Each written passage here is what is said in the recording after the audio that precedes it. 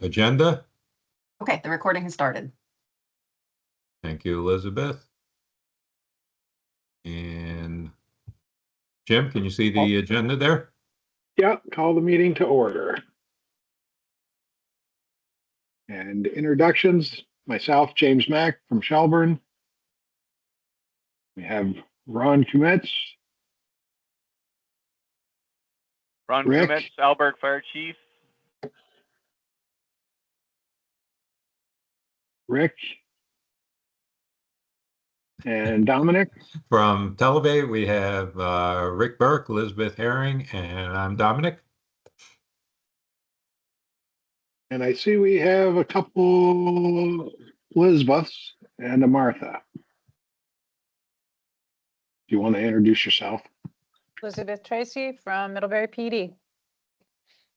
And Martha Morse from Hartford PD.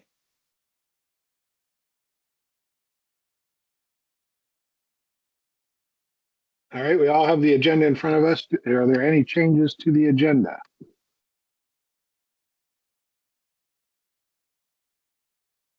I have no changes. Are you all set with it, Ron? I am set with the agenda. Let's move forward. All right, approval of the minutes. We actually have minutes from the last meeting. I guess I will make a motion to approve those minutes. I will second that. We're all in favor? Aye. Aye. And accept previous minute notes. All right, I think we're good then. Thanks, Jim. I'll take over from here if you don't mind. We are moving into further discussion of the Tier 2 technology and shared system-based regionalization. And just as an update, as many of you know, we are divided into working groups for the 7 issues here, or the 7 sections of the report. This is where we stand for Tier 2. And we have had one meeting previously for Tier 2. This is our second, and we will be reviewing the action items from that shortly. This is an update to the schedule. Reminder that we have 3 working groups ongoing: the governance, the Tier 2, and Tier 3. And we will be working towards initiating Tier 1 in the month of August. Tier 2 addresses a number of different items, and you can see them here. Those bulleted items towards the bottom. I'll go ahead and put this in presentation mode so it's a little bit larger. Hopefully everyone can see that. Works good. Good job. So the 3 or the ones highlighted there in green are the ones we addressed at the last meeting. So we're going to pick up once we go through the action items from those areas. We'll start out with picking up a logging recorder. But just a reminder, the goal for this working group is to determine priorities and potential recommendations for key areas that we see below for technology and shared systems, and to present to the full task force for their consideration. And just a reminder, let me step back for a second. A reminder, each one of these work items that are identified on the bottom, the way we are addressing them is we are revisiting the key insights and trends that are cited by MCP in the system plan report, and then addressing the options presented. And we are considering the various options that MCP developed, and we are also open to consider other options that task force members may have as we discuss these items. So a bit of review from last time. These were the key insights and trends for CAD, mobile, and AVL. We won't repeat those today, but we did review these previously. And we went through the previous items, core data transfer for CAD and mobile. Here I've got a highlighted area where the task force members decided that their preference was for option 3 to implement a CAD to CAD interface with all PSAP with the PSAPs handling all call intakes as we have today for this section.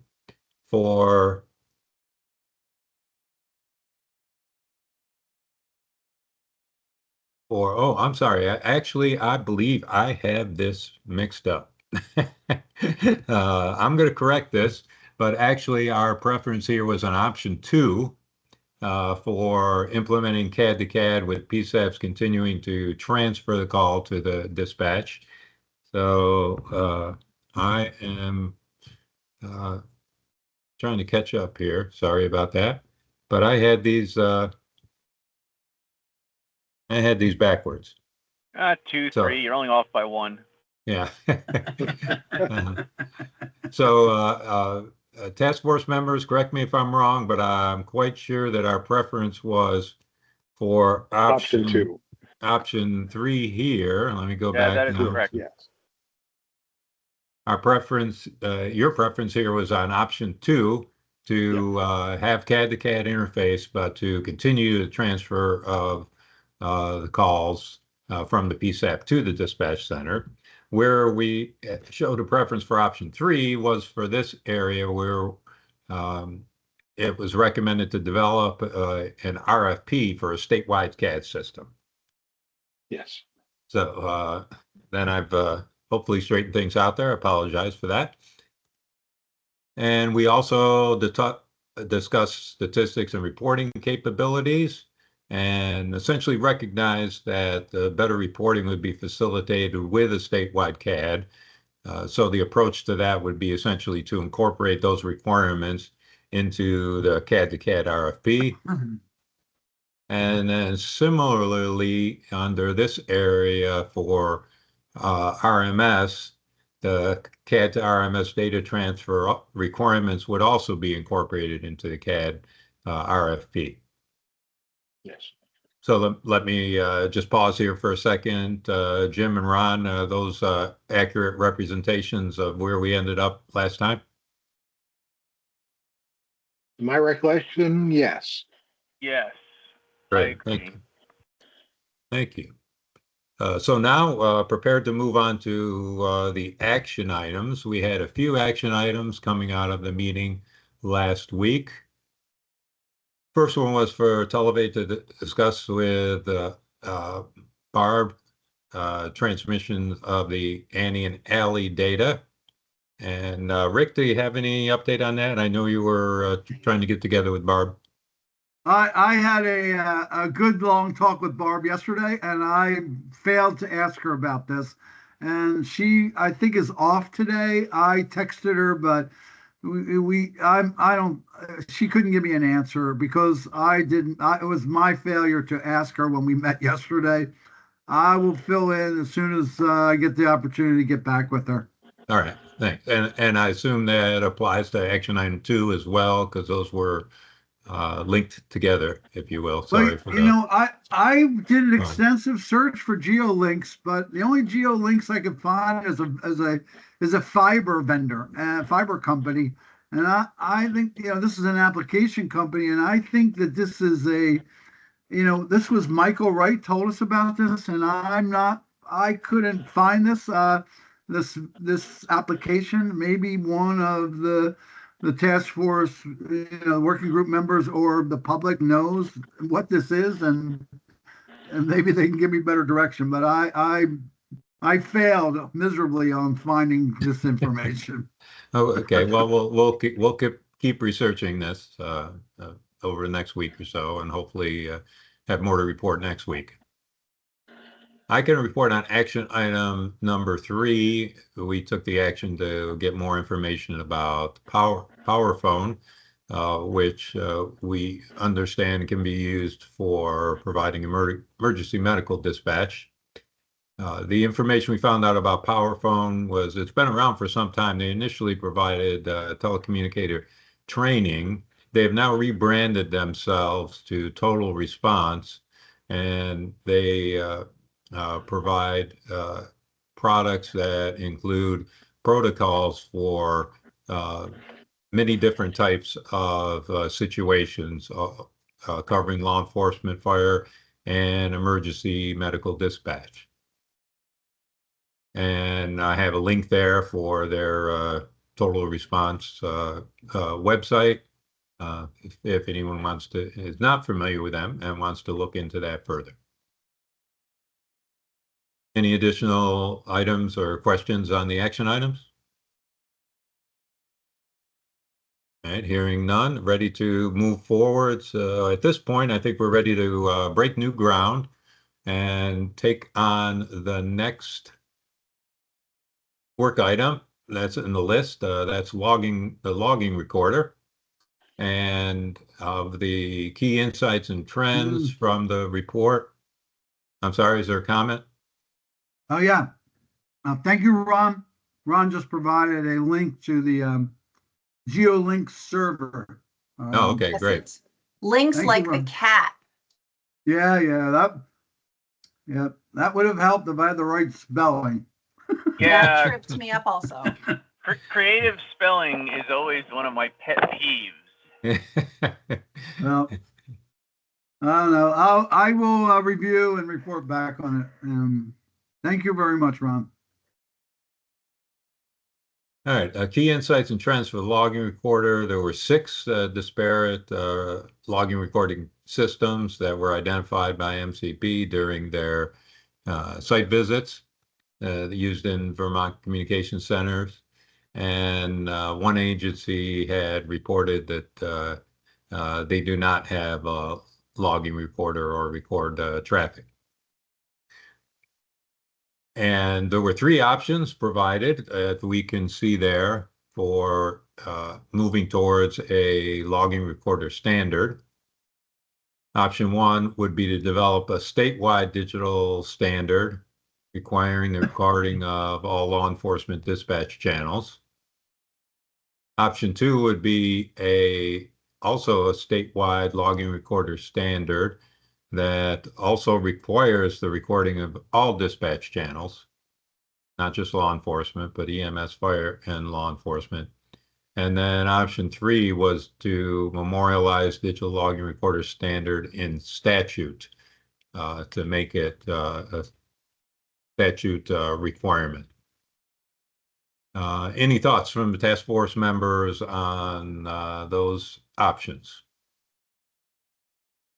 Well, I have some pretty firm convictions in this area. Fun fact is that I was part of the team that designed the original Eventide digital logger when Okay. reel-to-reels were standard and tape bins were the instant recall. So I think that there's no question in my mind that options 2 and options 3 are the only legitimate alternatives here. It should all be recorded. I mean, Yes. I tell my people all the time, we're not living in Vermont 1976 anymore. Like, people are not going to say, oh, gee, grandma died, my house burned down, you're all volunteers, and so you're nice people, and we're just going to leave it at that. Thanks for your efforts. Their lawyer is going to reach out and want to know what you did wrong and try to figure out how deep your pockets are. So I think it's in everybody's best interest, from the bottom to the top of the public safety food chain, to have adequate documentation of everything we do.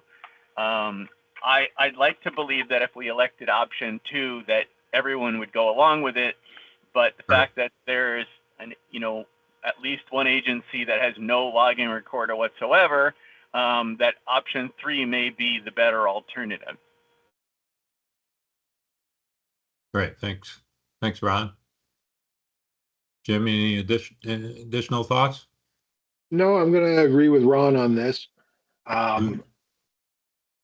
I think if we were to do a logging system, option 2, ultimately if the state was paying for it, everybody would most likely jump on it.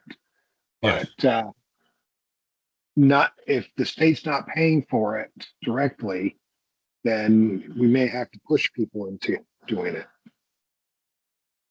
which would mean option 3.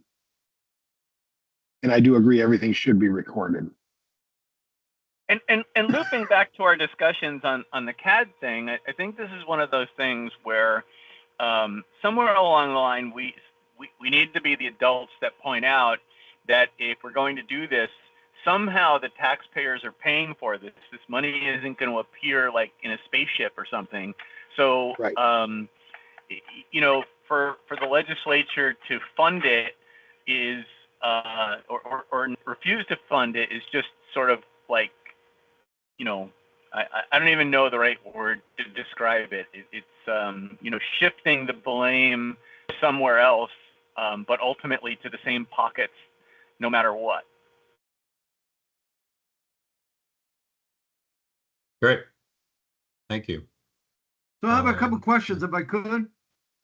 So today, does each of the dispatch centers own and operate and create policies for their own recorders? Is that how it's done today? Yes. And everyone then, therefore, then doesn't have a common recording system. Everyone has their own individual recorders, pays that purchasing fee and the ongoing maintenance fee. Yes. So, and we, in terms of policies on the recorder, I know it's always challenging, particularly when you work in multiple towns or for multiple, say, police departments or and fire departments who may want to get access to a recorder. I'm assuming now everything is recorded. I mean, I know we said that, but Jim, is it typical that you record everything or not? We record all the channels that we talk on. Okay. So when I talk to Alberg, that's being recorded. If I talk, whether it be on the telephone lines or on the radio. All right. And so you have a policy that individual agency can request that data, that recording data, or that they can get access without asking and they have rights to get into it, or do they have to make a request and then in the dispatch center you process the request to provide them access? For me, at Shelburne, anybody that of the agencies that we dispatch for can request it. We recognize that information is subject to public records request. Okay. All right. And so there's some inefficiencies in everyone having their own, but there's no reason to drive to common standards without them being stated by and or being funded. Would you say that's accurate, you know? Well, I think we need a common standard and probably work towards a Q&A program. We need to standardize the system so we can do the Q&A portion, whether that be in-house, somebody located at the state level, or a third-party company. Right. Because I mean, administrating of the data at a central location is difficult and there's certainly obviously individual policies. So I like the concept. There, we'd still have to maintain it, and then we'd have to make records requests. And have we ever done that? What those who work at a PSAP that maybe on the I mean, obviously, Jim, you are there. Are there any issues ever in getting that information to them? I mean, they make a request. The public, the agency, and or the public can make a request for the data as well. Technically, it's a public record unless it's protected by one of the exemptions in Vermont. I've never had. I can't think of any time that I've had the general public want my radio traffic or anything like that. Usually, it's one of the agencies. They've gone to a fire call, rescue call, police call that they want the information for. All right. I can foresee the public potentially asking for it. I would like to have some restrictions like we have under 911 that we can limit what goes out to the general public.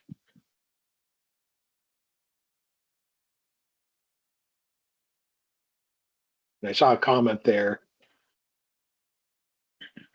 Yeah, I saw it come in while I was typing. Michelle Hunt. Oh, I'm glad you joined us, Michelle. Sorry, I was Yeah, late. thanks for that. Thanks for that input. Um, what do you think the challenges would be of getting a common, common standard, common policy, common approach? Do we have any challenge? I think our next slide goes into challenges, doesn't it, Dom? Typically, The that's challenges are shown oh, here right in this there. slide. All right. So let's see the challenge. Makes the cost to implement a digital logging recorder that responds to individual agencies. All right, time to. Yeah, I could see. I mean, if I've already made an investment and I'm comfortable with my recorder and I get standards that require me to modify or buy a new recorder, if Right. it falls on the agencies, it's gonna be could be a financial and administrative and training burden on them as well. Right. All right. Any further discussion on this? No, I'm good. So I think we indicated certainly either option 2 or option 3 are the only viable ones. Option 3 may be preferred. It'd probably be up to the overall task force if they want to take that on to recommend that go to statute. Okay, the Sounds next, reasonable to me. thank you. The next item So is before we go telephone. on, but right now there are no requirements established by the Department of Public Safety for, say law enforcement. There's no standards, no requirements. Everyone is really on their own. There's nothing in statute that says I have to record. That's why you have one agency that doesn't have a recorder. All right. Thank you. Thank you, Don. All right, thanks. Moving on to the next, which is phone. I think we've already had quite a bit of discussion regarding this. As we review, Annie and Ally data is only provided to right now to dispatchers at the 6 PSAPs. Well, I believe we identified there is at least one additional dispatch center last time that does receive that. And as we've discussed, Barb Neal with the E911 indicates that it can be provided if requested, and there has to be a method to do that. But most dispatch centers do not receive the Annie and Ally data. It just information comes via the manually over the phone. So there are two options provided here. Option 1 is to provide Annie Ally data integration, working with CAD vendor to set up their system to receive and import the data to begin the call for service, which probably the typical way that in other areas that things are handled. Option 2 is to create a statewide data network that supports the use of regional systems and/or data transfer. Thoughts and comments on these two options?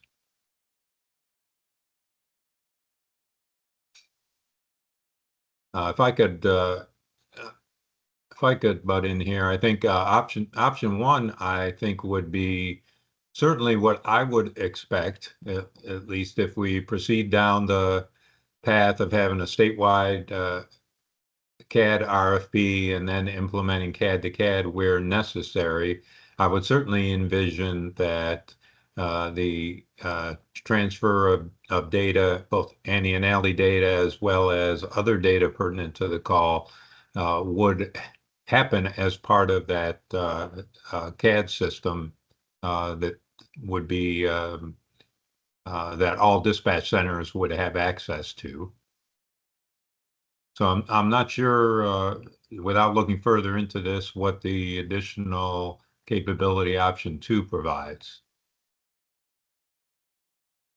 Is that a suggestion in lieu of CAD? Or it looks like this is suggesting dispatch centers have access to the EZNet. Oh no, it says it's separate from the EZNet. I would go with option one on this. I'm not sure what all the bells and whistles we would get under option two and whether they're really beneficial short-term or long-term for us at this point.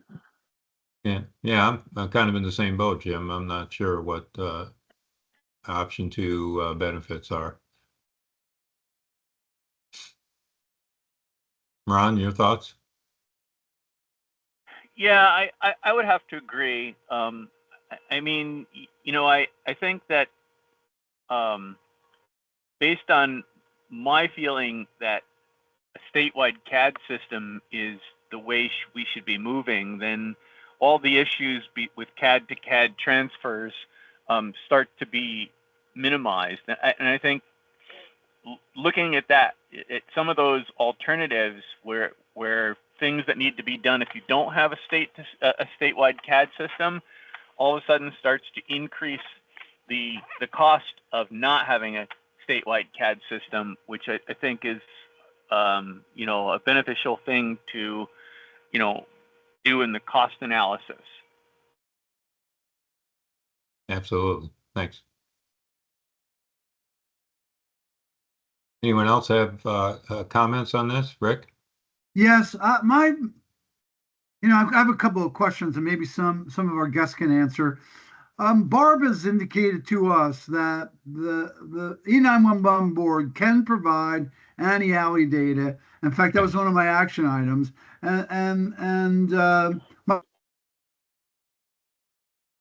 Michael writes is receiving that data today.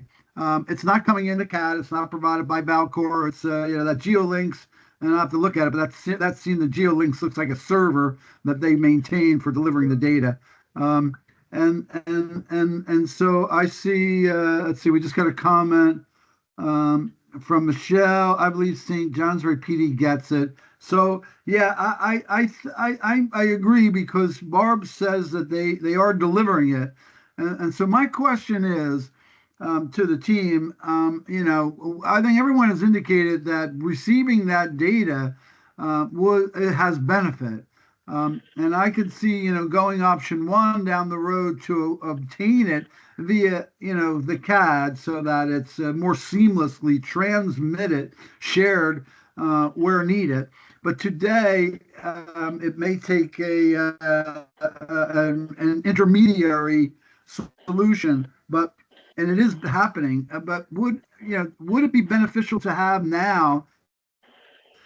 And I mean, because of statewide CAD is certainly going to be on the table, but that's going to be years out. So is it a beneficial if it could simply be provided? Would it be a benefit to centers to have that data now?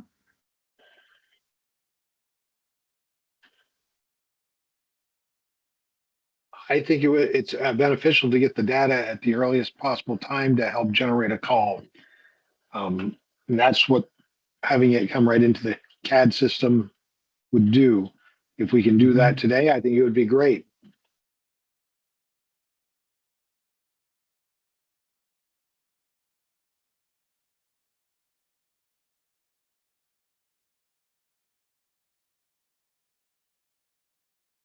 I just don't know how to implement it in the current system.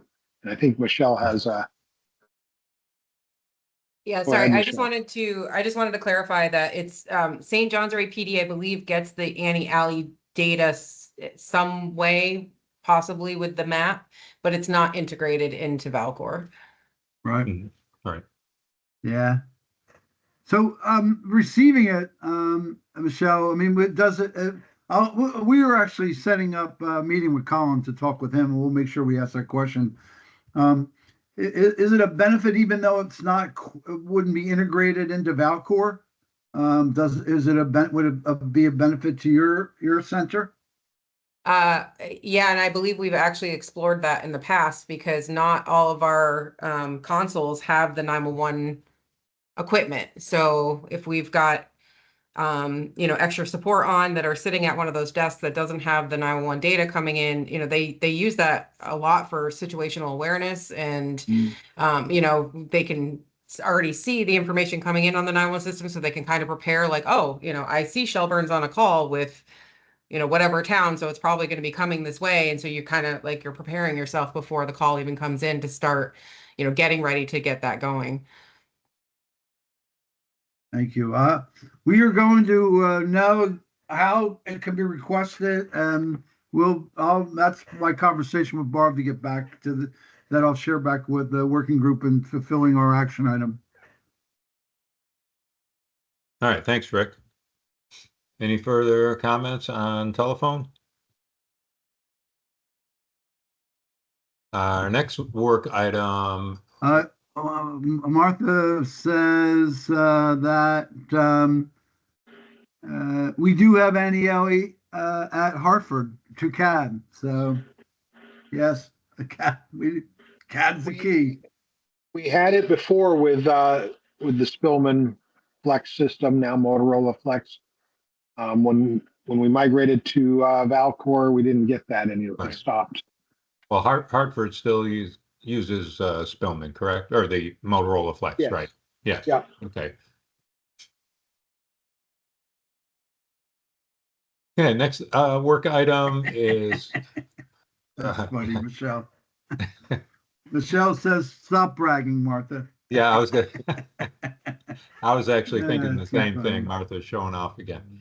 No, I want her to keep bragging about it. Yeah, Yeah, absolutely. absolutely. Yeah. Good job.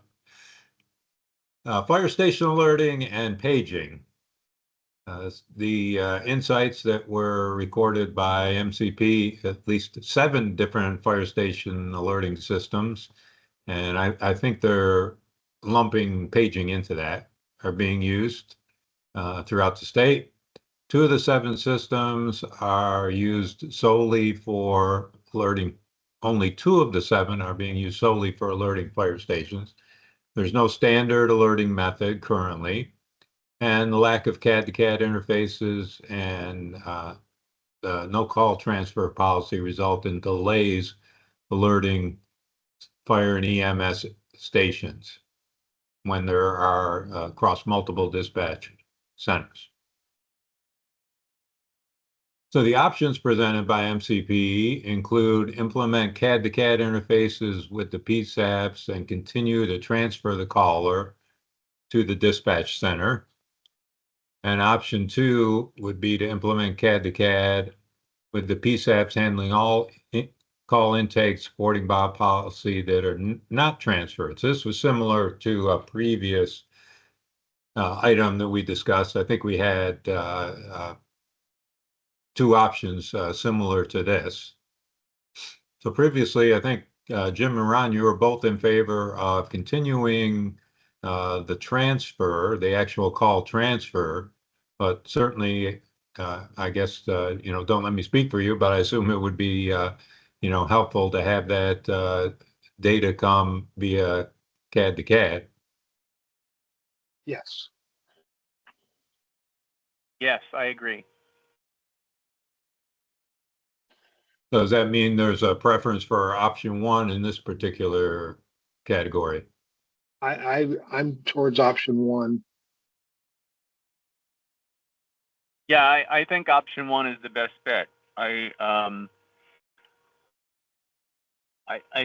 think that contact with the original caller is valuable. Yes, agreed. Okay. Rick, do you have any follow-up questions or thoughts? Well, I mean, I'm no fire station alerting systems, and they certainly have their benefit. But what about paging? I mean, I mean, how are our paging systems today? I mean, I mean, paging is complicated, particularly when you've got so many independent fire stations you're paging for. how do we feel about our current capabilities in paging, and where could we make improvements or enhancements from that perspective? This is where Margaret, or Martha, excuse me, could do some more bragging.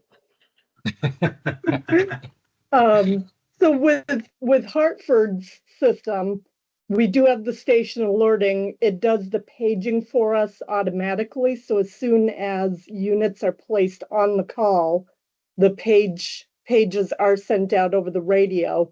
The system is also set up so it is pushing out to active 911. I am responding is also one of the platforms that it can push out to. It can push out to other platforms. Primarily, everybody uses active 911 down this way. So it is going out over cell phones. It is going out over the radio and tripping pagers.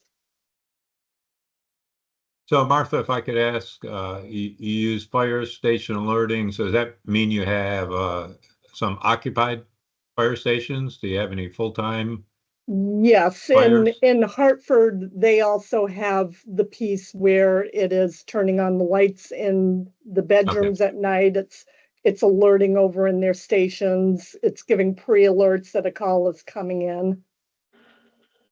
Okay, because that's generally been my experience, that fire station alerting used when you have occupied fire stations with full-time firefighters, and then paging is generally used in volunteer situations.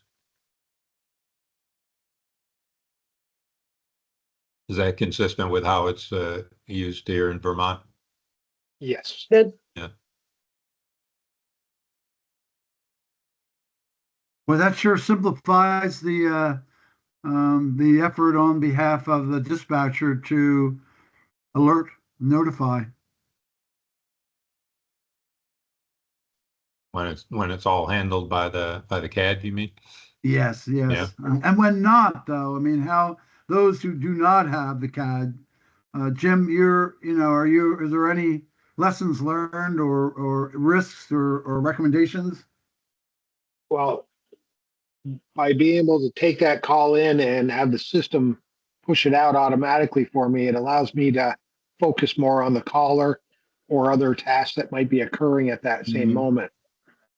It also allows for the mutual aid to be configured into that equation Right. easier for me.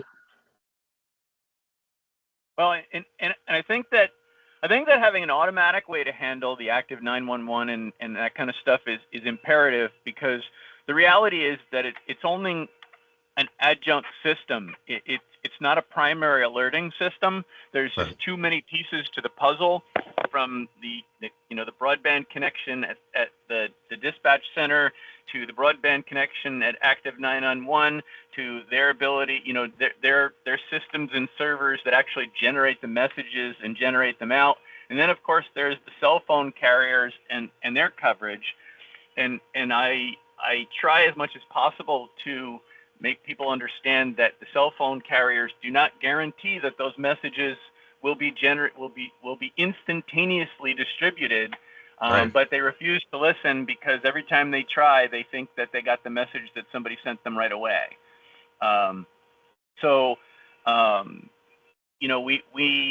It's not worth taking time away from the dispatchers for a secondary system. Martha?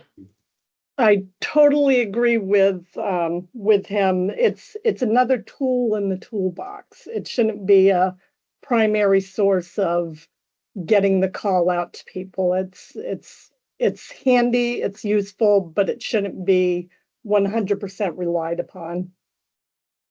No, and I've already experienced problems with active 911 not sending alerts out in a timely fashion, and had complaints that the dispatcher wasn't being proactive in getting things out there in a timely manner, when it really had nothing to do with us. One of the other benefits is right now Hartford is the one with the station alerting and the call going out automatically. We are hooking it up to the other fire agencies that we dispatch for, or the other channels that we have. And it reduces mistakes, because when you're reading down through, whether if it's a 3-ring binder or whether if it's directions on the CAD screen, if you press the wrong button to trip the pager, you press it for a different town, the automatic way of doing it is going to lessen any errors, human errors.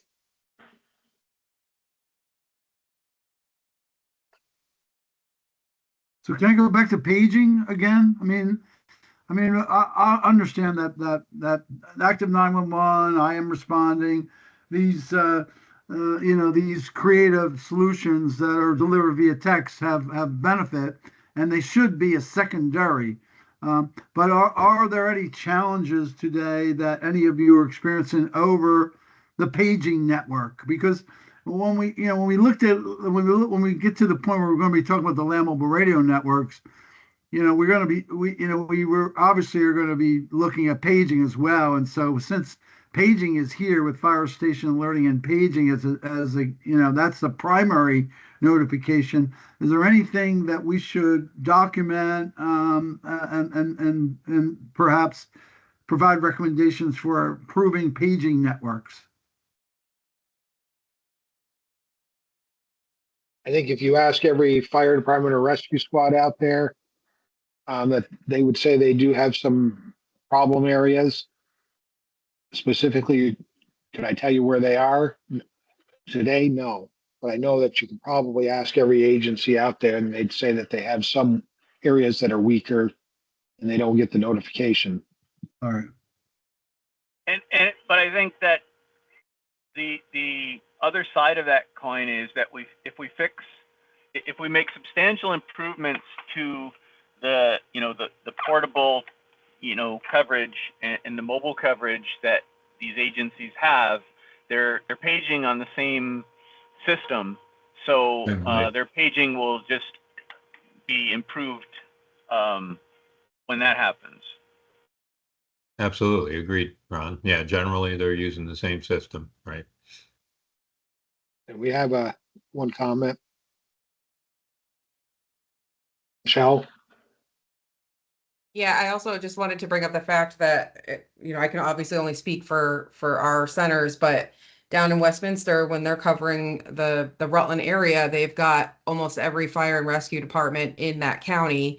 And the way that the radios are set up is that you have to send the tone over one channel, deliver the message, then you have to go to a second channel, send the tone, deliver the message, and you can't patch those two together. And I'm not a technical person, so I can't tell you why. So when you've got these small towns that have volunteer departments, and we have to have automatic mutual aid in place because you have to tone out 4 different departments to get a crew, you can obviously understand how time consuming that can be when you're having to do this 2 times for every department if they're not using the same channels. Yes, we've certainly seen that in other municipalities. That is a problem if they're actually using the same system or the same channel, but they have different tones. So the tones typically have to be sent sequentially. And there are simple solutions to some of that stuff. Now, I'm not sure why they're paging on one channel and doing their other communications on another, but there are systems out there who have solved some of that. At one point, right. Essex County, New York, made some major changes to their communication system, and they solved some of their problems by just simulcasting the pages on their low band paging channel. So everything that goes through the repeaters on whatever frequency they're using for communications, it's just repeated on their paging channel, by default. Right. Yeah, there certainly are ways to address that. Exactly. So there's another comment, but my rationale for bringing this up is that I don't want to, we don't want to solve a problem and leave one unsolved, and particularly alerting and notification is critical. How do I get a responder to an incident if I can't properly and reliably notify them? Yeah, and what Michelle says, because of coverage area, yeah, they may hear one channel over another is why they were, they were toning out. Yeah, so I mean, my rationale for this is I just said it. I don't want to miss something that we should, be sure we're focused on. So thanks for indulging me on that conversation. Thanks. Any other comments or questions? I think next on our list is GIS and mapping. The key insights include discussion of the CAD system. Most CAD systems have more robust integration according to MCP. Valcor's CAD mapping capabilities are limited, only showing units and calls on the map. Mobile users with Valcor CAD report using Google Maps and for better accuracy. And of course, with next generation 911, a robust public safety mapping application is inherent to the success of communication centers.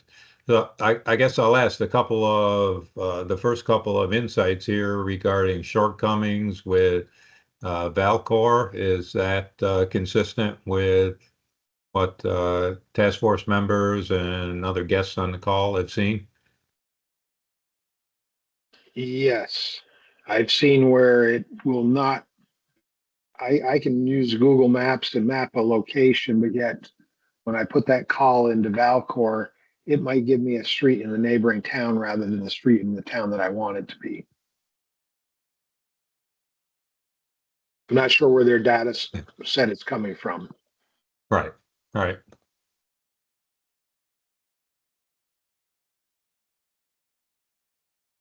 So a couple options that were provided include option one, which is expand the use of Rapid SOS and integrate that into existing Valcor CAD system. And then option two is to replace Valcor CAD mapping with a robust third-party mapping system. So that could be more of a short-term approach, but if we proceed to an RFP for a statewide CAD, then I assume mapping would be part of those requirements as well. Regarding option Absolutely. one, is there widespread use of Rapid SOS within Vermont today? Anyone on the call using that at their center? We do use Rapid SOS at Hartford as an additional resource. We do have the mapping that's provided within Flex and Right. showing the calls, showing the units responding to the call. With the additional layer sets, there's several different layers. But Rapid SOS is also kicks over when we transfer the call from 911. It also will give us the option in our add call to either grab the triangulated data from 911 or the Rapid SOS, and Rapid SOS automatically loads of the map of the call that came over.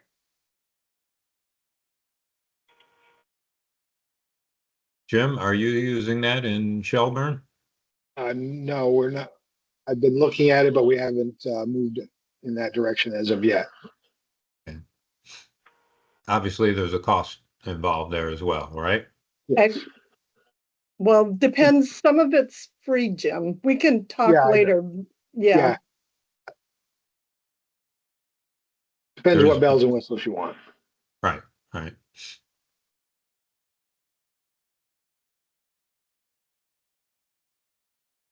So I'd like to ask about the mapping. So I had a conversation with Barb, and during one of our previous session meetings, we talked about mapping. And she talks proudly about the mapping that the E91 board develops, And because there's input coming from the centers as well as their ongoing operations. And I know Barb's not here to share it with us, but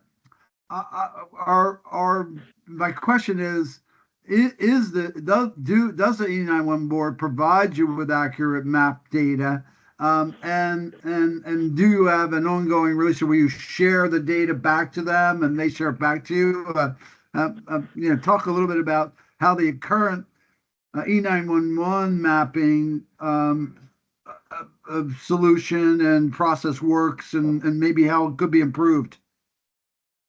The data sets behind the E911 system, a number of different parties have provided that information to 911. I've given information to correct things within my area that I find. Years ago, because of a boating accident, I started pushing 911 all of the bays and points and locations along the lake.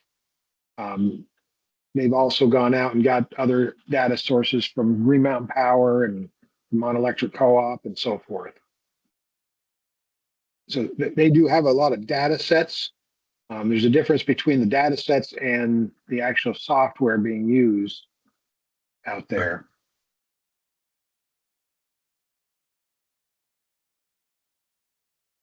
Is what they provide you useful? I mean, Yes. I think I see Liz Tracy has her hand up. So Yeah. Go ahead, Liz. Go ahead, Liz.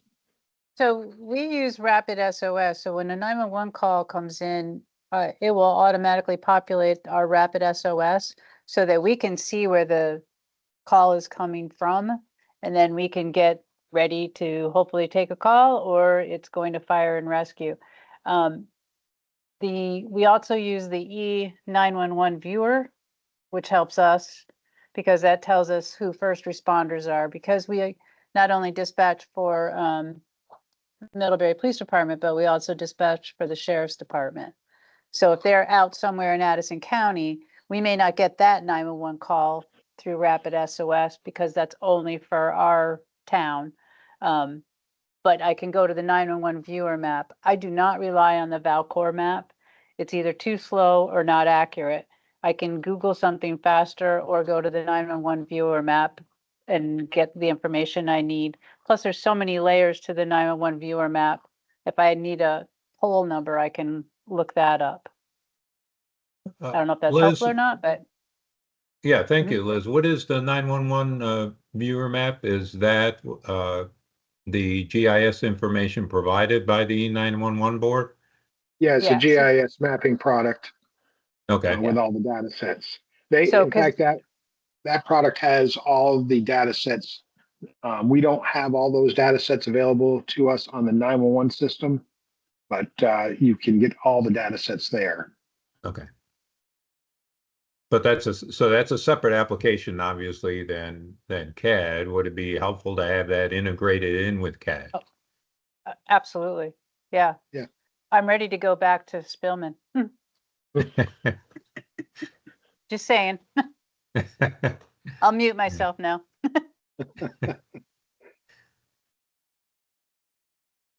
Michelle? Just to put this into perspective, they just released the upgrade for AVL in Valcor, and I am showing a blank map when I have my own ORI because I was looking to see where I was on the map, but then I added a second ORI and now I can see myself, which I should have seen on the original click that's giving me a blank map. Yeah, I had the same problem last night when I took a call. I wanted to see where the call was, and it didn't show anything. But once I went back to my main screen, it gave me where the call was. I don't know what the glitch is.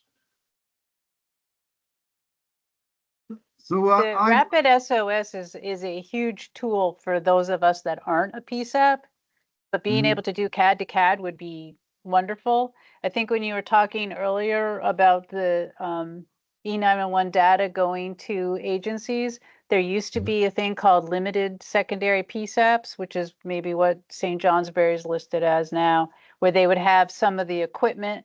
They couldn't, they didn't get the actual call, but we could transfer a call to them and they would have the Annie Alley information on a screen. So it was a little bit of a saver of time. Great. Yeah, so we had a extensive conversation with Valcor, and they say they've got capabilities that we may not know of. They're working on others, and they just released a module that's not working. I don't really understand how you could release modules that aren't working. Have you both reported back to the state? I know there's a state liaison that works with Valcor. Have you reported back to them the flaws with the new module? I mean, do we regularly communicate so that the end users are feeding data back so that it gets to Valcor? They have a long list Yeah. of things that we've provided way back when we first went on. And some of those still haven't been addressed. Some of them are some of these projects that they're supposedly working on now. And the AVL hasn't been released to everybody. I think it was just released, correct me if I'm wrong, Michelle, just the program managers. So Okay. they're well aware of all the issues, and basically it seems like they're just taking Valcor and trying to turn it into Spillman Motorola Flex. Well, yeah, no comment. I don't know if you were aware. I know Jim has heard this and Ron, but when when Valcor read the report, they were quite upset about it because Valcor didn't get high rate marks from the end user community, and they were really upset about it. So we had to have a couple of sessions to answer their questions. They felt that the report was not fairly stating their product, and so yeah, that was. I mean, with the task force was concerned that they might get litigious over that. So we had to have some follow-up conversations, and all of us benefited, including them, because one of the things that was brought out is the features not working. So I'm glad we at least have a pilot for new features, and we're getting some feedback on the flaws. So thanks for sharing that.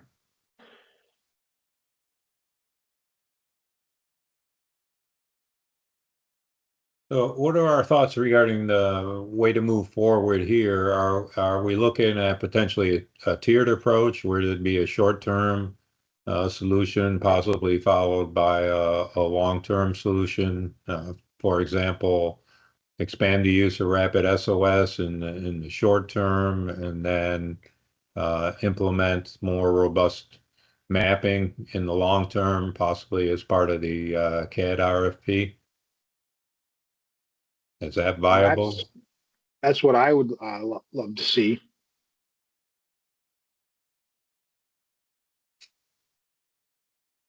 Thanks, Jim. Ron, any thoughts there?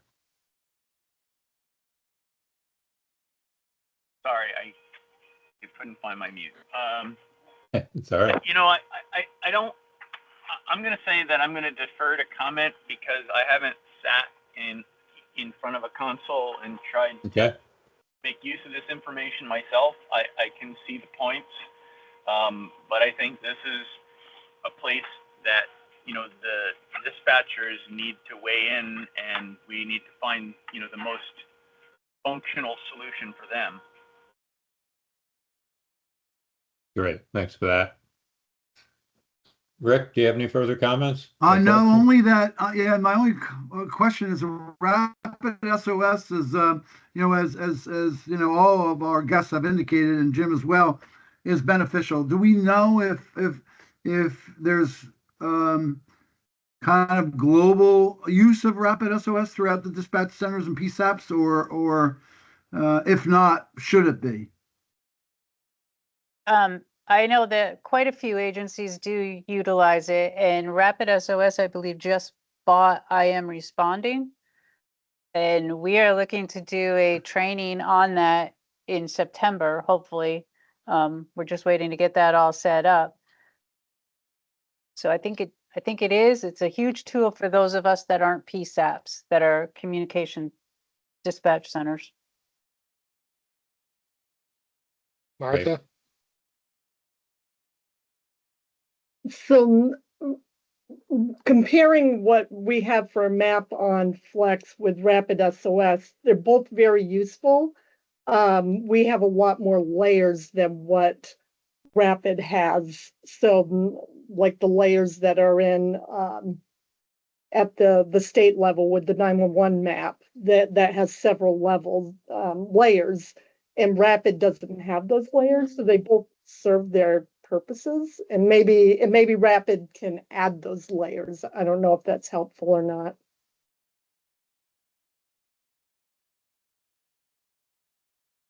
Thank you for that, Martha.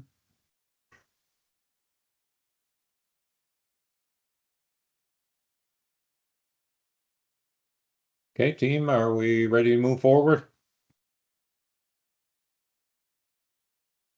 I am. Okay, next is over the top.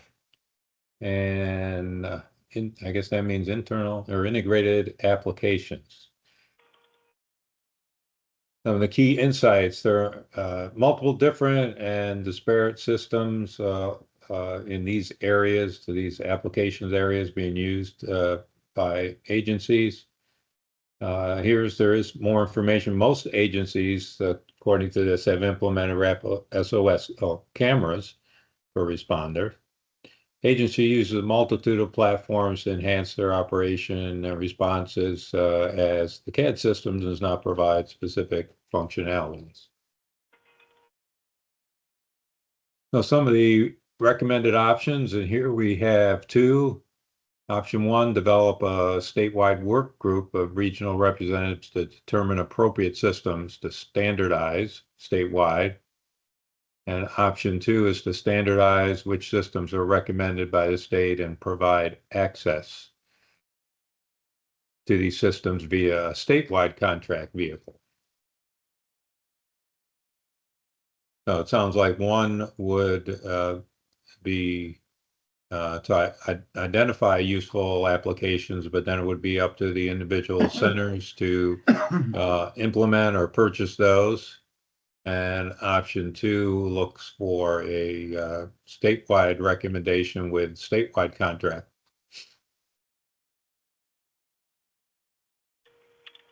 Any thoughts from our task force members on this item or those options?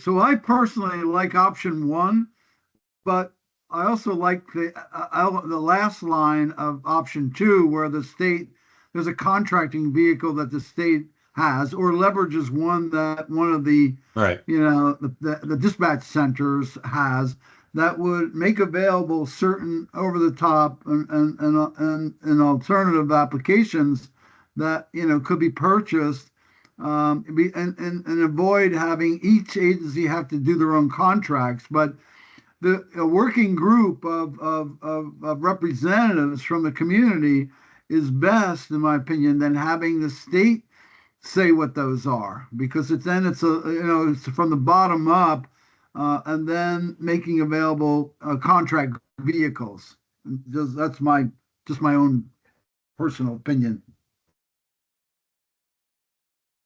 So kind of a combination of the two options, what you described. Well, procurement is always a challenge, no matter what. So if we had, and you get better pricing on a global, absolutely. Global basis. Right.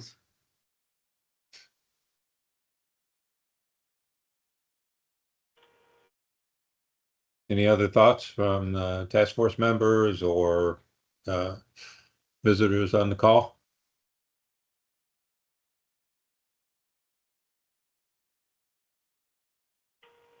My only comment on this is I don't want to stifle the innovation that some people have. We have agencies that went out and did the research on active 911, first due, and so forth, and came to us with them. And then, of course, we had push with Valcor to get these things implemented. It would be nice if we could spread that cost out over all users, Right. if possible. But I don't want to, become hard in that, a hard no on everything from a state level. Sometimes at the state level, things get entrenched. Well, and this is another area. In the past, I have said that I think we need to have a some kind of a body that is comprised of dispatchers and first responders to make recommendations and stuff regarding these issues. And I think this is the kind of issue that needs to be brought up at that level. You never know what's lurking in the back of somebody's mind, what somebody read what somebody heard when they went to a conference or talked to someone from an agency outside the state. So I think we need to let the people who are involved help us help them. Agreed. So if I may, What's that? follow up on that. So Yeah. there is a governance working group, and that obviously that we're facilitating as well, and their activities are ongoing while tier 3 and 2 are ongoing. So that part of one of the considerations there is a statewide public safety communications body that would have subcommittees, and one of those subcommittees could focus on these particular operational requirements and recommendations on this, OTT apps, CAD and others. And that's one of the considerations which Ron, I think, would kind of support what you just mentioned, that there'd be a working group or a subcommittee, depending on how the structure is, that would provide input and recommendations, and it would be composed of the community, the end user community. I don't know, what are your thoughts on that approach? I mean, that's kind of where I was going with this. I think that as I understand it, the dispatchers have started to get together amongst themselves and look at different CAD systems and different things and I would encourage that kind of thing, but I would encourage it on a more formal level where those findings are being brought to the rest of the dispatch and first responder community, as well as the people who have the purse strings. Thank you, sir.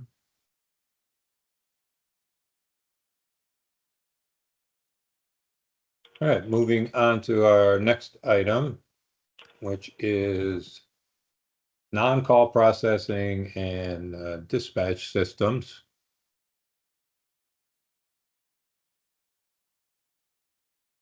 Some of the key findings were all the communication centers are responsible for opening doors, facilities, base station doors, etc. You keep heads for external, internal doors, and other systems. Most agencies monitor security systems. Some agencies monitor alarms, monitor holding cells.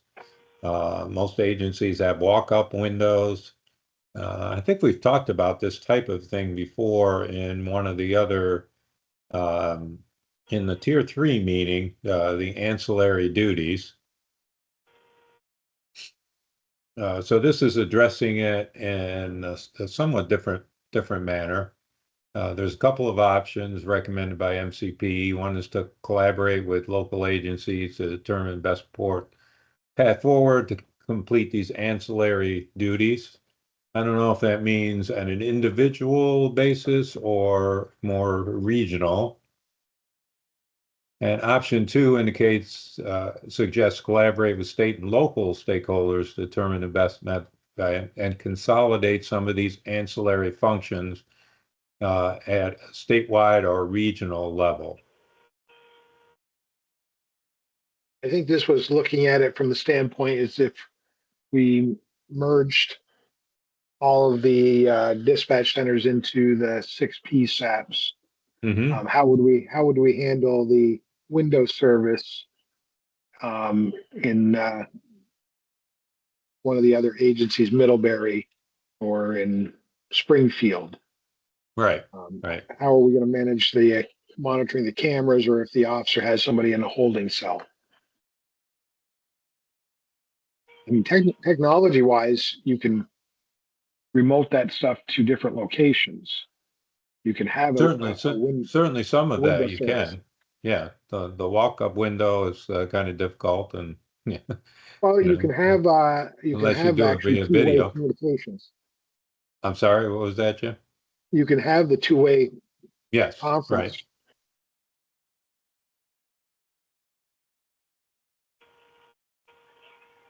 right. It seems like this is, well, this is being addressed, these types of ancillary duties are being addressed in the Tier 3 group.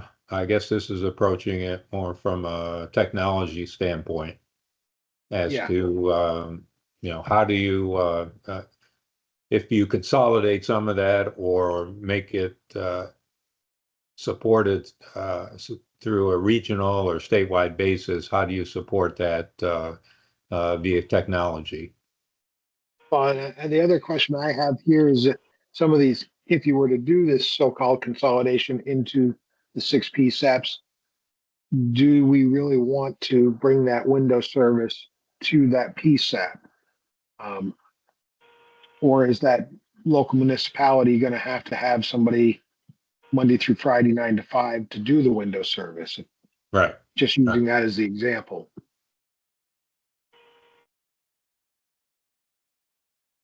Because I can see problems here if somebody walks up to the window at Middlebury PD and they teleconference to me at the PSAP, they may be a low priority item for me that at that moment in time, and some people might be upset with how the situation is handled.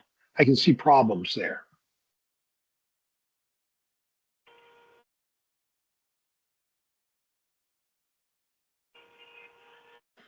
So Jim and all, Dom and I spoke this morning with Henry Scott of Brattleboro, and he shared with us that they used to receive support from Westminster, who did some of the ancillary services for them.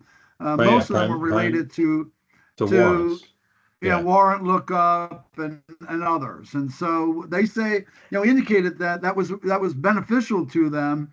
However, Westminster stopped providing that service, and so they had to bring it in-house.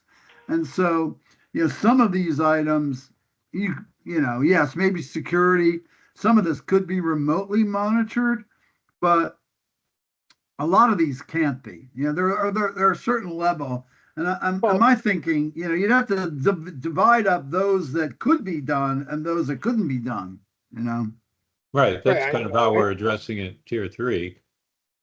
I think a lot of these can be done remotely. But the problem is, to do that, you're going to have the additional staff at those call centers to handle it. Yeah. Right. And what about the agencies that currently don't have a window service? Like I have PD that I dispatch for. They have a phone that just rings to me. They may want those additional services provided, which means we have to add staff. I think it's a dangerous road to go down myself personally. Right. I think it'd be nice if we could do it, but. And I certainly have a concern, for instance, the security cameras. Yes, you can monitor those remotely, but if you have to react to something, you're going to need someone on site. Yes. And if Michelle? there's not someone on site, then there's a longer response time to react to whatever the issue might be. I mean, currently for state police, right, we only have 2 dispatch centers and we have 10 barracks. So after hours, there's nobody at the other 8 centers or the other 8 places that we dispatch for. So all of those places have intercoms and that ring into the PSAP. And then you still have your local, on-call people for that area. So, I don't know how big of a delay in service that is, other than the fact that we don't have anybody in the barracks, but we don't generally have that anyway because we only have so many troopers. So, So that is handled that way for VSP. yeah, anytime the front door is locked at any of the barracks, they have an intercom that they push and it rings into a specific phone in the center. All right. Thank you for that. Well, you may have a model, maybe it'd be okay with follow up with you, but you may have a model that others could adopt. And of course, this is related, some of this is related to what strategy of regionalization at what levels and Exactly. and so, these questions or these recommendations are kind of interrelated to obviously this is all regionalization considered and what could be done and what couldn't be done, or if we do regionalize this, we don't want to, leave key elements, tasks behind. And so that's the purpose of this, this inquiry. And I see that Martha stated that Windsor and Norwich have phones that ring to us after hours at their PD. So Martha's at Hartford is already, she's also got some experience in this as well. Liz is typing something. I'm sure Liz is going to give us some additional insight. Okay. Hold on for that. Her phone rings to Westminster after hours. All right. Yeah, so we are doing a level of this, and I think, so what works well and what doesn't work, and whatever doesn't work well will be important to document that and to avoid it and to fix it going forward, depending on wherever we go. Right. We should tabulate what is currently being done and what's working well, so we can document that. All right. So that may be Elizabeth. That's one of the actions I think for Televate to get back in touch with Michelle and Liz and others to see what is being done and how well it's working. Agreed. As long as our fine guests will be willing to take time to provide us some of that insights. Well, recognizing the time and also recognizing that the next work item that we would have would be LMR, which is probably going to be one of the longer ones. I am going to suggest we pick up on our agenda with the few minutes we have left. I'm scrolling back up to the agenda and take a look at next steps.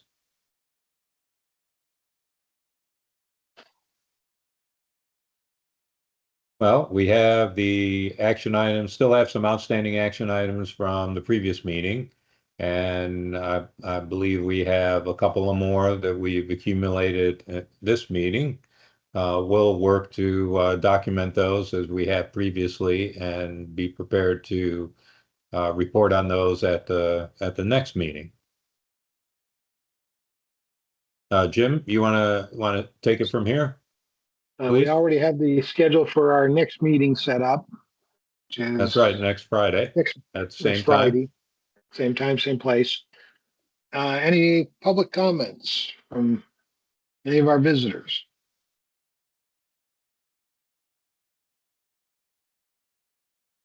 I know we went through a bunch of stuff at the last meeting, and some of you didn't have a chance to participate in that meeting. If you watched the thing and you had any comments to add to it.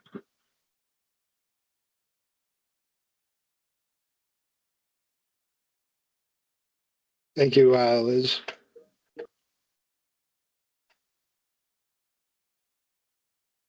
If we have no public comments, I move to adjourn the meeting. I will second the motion to adjourn the meeting.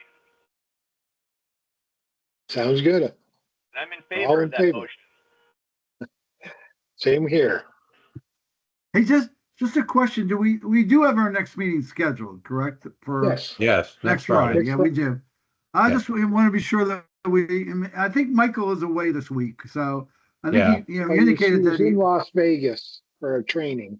yeah, and then he I said think he he was told supposed to us get that he back. might. Yeah, he said he might not make it. I guess he must have hit the jackpot and decided to stay. I'll make sure I'm in touch with him during the week to confirm he can attend next Friday. Thank Hit the you. jackpot, he may not take your call. That's right. Oh, he may hire somebody to take the call for him. Yeah. Hey, thank you, everyone. All Really right. appreciate it. Thank you all. Excellent insight. So thank you, All right, Thank you, everybody have a guys. good weekend. You too. You too. everyone. Goodbye.